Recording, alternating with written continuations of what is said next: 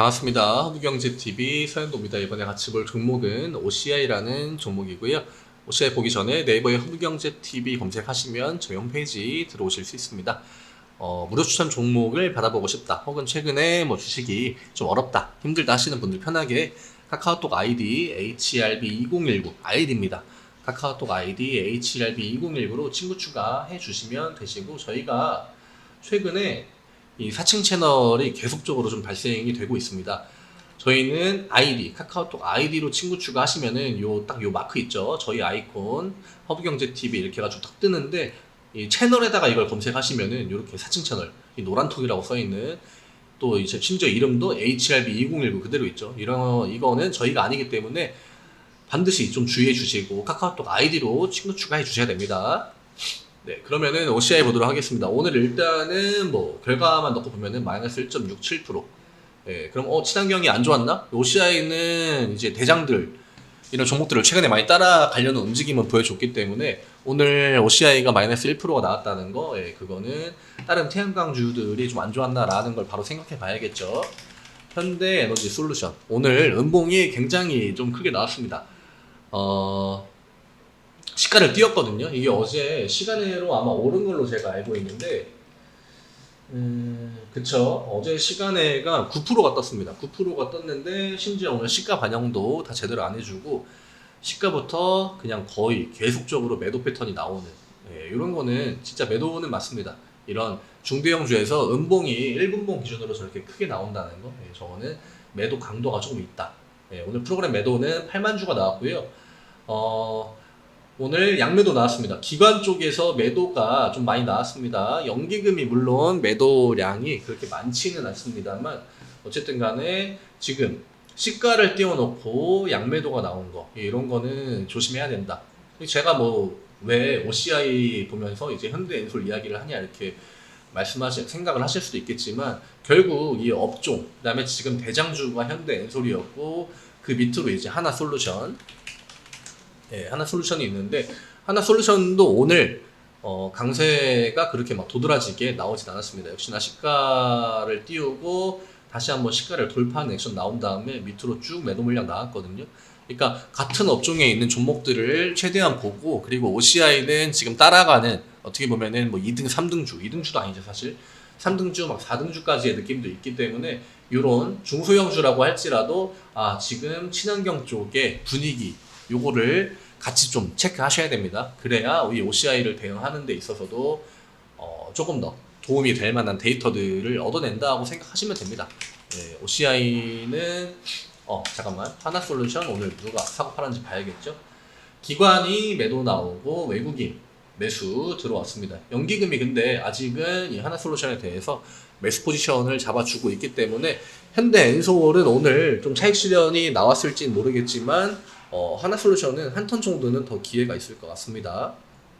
그리고 오늘 풍력 섹터를 봐도 그렇게 막 눈에 띄는 상승 시도나 그런 건 나오지 않았죠. 전날에 비가 원체 많이 오면서 오늘 오전에는 또 이제 홍수 관련주들, 그러니까 시장이 좀 약간 정신이 없는 그런 느낌이었습니다. 그 원체 이슈 같은 것도 지난 밤 사이에 많았고, 비가 워낙 많이 와가지고 아마 시선들이 오늘 아침에는 그쪽으로 좀 많이 돌아가지 않았나. 예, 오늘 막 시가 띄우고 팍팍팍 하는 종목들이 대부분 다 그 관련주였거든요. 홍수나 폐기물 관련주들. 그래서 오늘 중대형주의 흐름만 놓고 보면은 코스닥은 바이오, 그다음에 코스피는 2차 전지로 좀 지수의 형태를 만들어주는 움직임이 나왔고, 친환경 쪽은 오늘 대체적으로 조정의 움직임이 나왔습니다.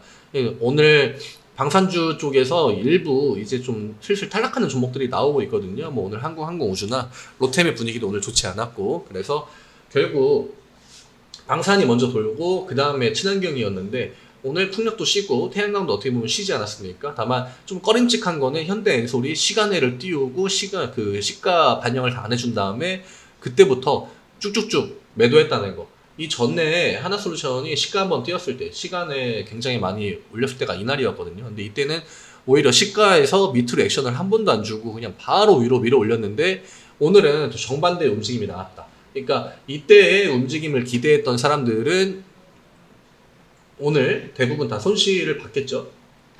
그리고 이 폭 자체가 굉장히 큽니다. 62,000원과 오늘 저가가 거의 52,000원에 해당되기 때문에 마이너스 15%, 뭐 16%이 정도까지 두들겨 맞을 수 있었다.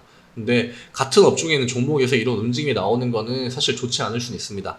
예, 그래서 뭐 물론 중요 구간들을 깨지 않았다는 거, 예, 이거는 아직 태양광에게 좀 턴이 있을 수도 있다. 이게 현대엔솔이 한 5만 원권에서 그냥 조정 나오듯이 짧은 봉으로 머물고 하나솔루션이 또 먼저 치고 올라가 주면은 다시 한번 또 태양광 흐름이나 친환경, 풍력 흐름이 만들어질 수 있거든요. 그래서 이것도 좀 같이 보셔야 되는 거. 현대엔솔이 5만 원을 지켜주는지, 그 다음에 하나솔루션이 다시 한번 돌파 시도를 해주는지, 아직 기간 수급은 유지가 되고 있기 때문에. 그럼 결국 OCI는 오늘 또 12만 원에 부딪혀가지고 밀리지 않았습니까? 근데 굉장히 의미 없는 구간이에요. 12만 원에서 11만 원 이 구간 자체가 앞 구간에 지지부진한 움직임이 계속적으로 나왔던 자리고, 결국 이 OCI가 지금 양매수가 필요하다고 말씀드렸는데 양매수 지금 안 들어오고 있지 않습니까? 외국인 오늘 또 매도했다는 거는 프로그램 매도 들어왔다는 거겠죠? 프로그램 매도 5만 주, 그 다음에 외국인 매도가 4만 주기 때문에 외국인이 어쨌거나 매도 포지션을 잡고 있는 건 맞다. 그 다음에 기관이라고 해봤자 오늘은 심지어 이 사모펀드랑 연기금 투신 매도하면서 금투는 그렇게 비중 없는 주체라고 말씀드렸고, 결국 매수 들어온 데는 기타금융도 굉장히 영향가가 없는 주체 중에 하나입니다. 투신이랑 연기금이 매수 포지션을 잡아줘야 주가가 어느 정도 상승하는 액션이라도 보여주는데, 심지어 플러스 이제 뭐 사모펀드 이 정도 볼 수 있겠죠. 근데 지금 어쨌거나 외국인 매수도 들어오지 않았고 프로그램 매도 나왔고 기관 매수도 빡세게 들어와 주지 않았기 때문에 이 구간이 중요한데 12만원조차도 회복을 해주지 못했다. 그리고 하루빨리 올라가려고 하면은 12만 5천원, 예, 요 구간을 이 다음 단계로 가줘야 된다. 그리고 지금 상태에서 만약에 태양광 대장주들이 꺾이는 움직임이 나온다 하면은 OCI는 당분간 이 허들 라인 자체가 12만원 정도로 형성이 될 수밖에 없습니다. 그러니까 이 위쪽에 있는 종목들이 최대한 버텨주면서 어쨌거나 이 바이든 인플레 감축법 해가지고 친환경 쪽에 투자를 많이 하는 건 맞거든요. 그거는 명확한 사실이기 때문에, 그리고 법안도 하원으로 가면은 거의 프리패스로 통과가 될 거기 때문에 그거에 대해서는 의심의 여지가 없다. 다만 최근에 반도체 지원법 해가지고 뭐 우리나라 종목들 반도체 중에서 뭐 수혜받는 거 사실 있습니까? 없죠. 예. 그러니까 실질적으로 이제 앞 구간에서는 기대감으로 올랐다라고 하겠지만 하나솔루션 같은 경우는 진짜 미국 쪽에 이제 태양광 그 사업이 진출이 돼 있기 때문에 앞으로는 진짜 좀 수혜를 받는 종목만 올라갈지, 기대감으로 올라간 종목들은 슬슬 피로감에 좀 주가 하락이 나올지 혹은 지지부진한 움직임이 나올지, 이런 것들을 꾸준하게 좀 체크하시고, 다만 장기적으로 본다고 했을 때는 저는 OCI의 관점 자체, 그러니까 장기적인 뷰로는 나쁘지 않다. 다만 지금 아쉬운 거는 다른 대장주들이 진짜 막 20% 10% 올라가고 할 때 3% 오르고 끝나고 4% 오르고 끝나면은 나중에 이 대장주들이 내려올 때 이 밑에까지 더 꺾일 수도 있습니다. 오히려 아니 우리는 올라갈 때 10% 올라갈 때 우리 2% 3%밖에 못 올라갔는데 걔네들이 지금 막 7% 8% 떨어지는데 우리는 4% 5% 떨어지네, 이런 얘기 나올 수 있거든요. 심지어 이런 움직임이 그렇게 안 나오는 것도 아니기 때문에 그 먼 관점으로, 그러니까 굉장히 긴 관점으로 본다고 하면은 그런 부분들까지도 지금 미리 생각을 하시는 게 어떨까, 이렇게 보여집니다. 결국은 뭐 만약에 지지부진한 구간으로 간다 하면은 다시 뭐 10만원 구간까지 올 수 있겠죠. 9만원 구간은 좀 과한 것 같고 10만원에서 넓게 보면 12만원 요 정도 구간을 좀 의미 없이 횡보하는 그런 액션이 나오다가 다시 한번 또 친환경은 어쨌든 간에 모멘텀이 계속적으로 나올 수 있는 섹터는 맞기 때문에 횡보하다가 뭐 다시 추세 전환 이런 거를 좀 기대해 봐야 되지 않을까, 예, 생각됩니다. 지금 재료가 약한 재료는 아니에요. 인플레 감축법이라는 재료 자체가. 근데 사실 그게 뭐 우리나라한테 엄청난 호재다라고 하는 것보다는 저는 오히려 뭐 이제 삼성전자, 삼성그룹의 뭐 아리백이나 이런 것들이 조금 더 영향가가 있지 않을까, 이렇게 생각합니다. 이것도 이제 8월쯤에 이제 아직 실제 안 하고 있죠. 예, LG 최근에 이제 LG그룹이 아리백 이야기 나왔었는데 우리나라의 메인은 어쨌든 간에 삼성이기 때문에 삼성 나중에 아리백 이야기 나올 때 그때 한번 또 변동성을 주지 않을까, 이렇게 생각합니다.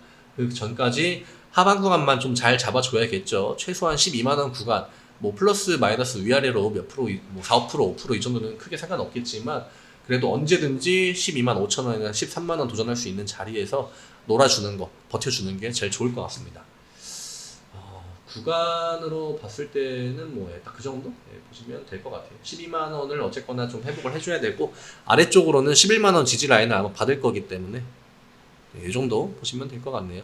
내일 이 시간에 또 인사드리도록 하겠습니다. 내일 또 태양광이나 방산 쪽의 변동성이 크게 나올 수 있기 때문에 그 부분 지켜보는 것도 재밌을 것 같습니다. 감사합니다.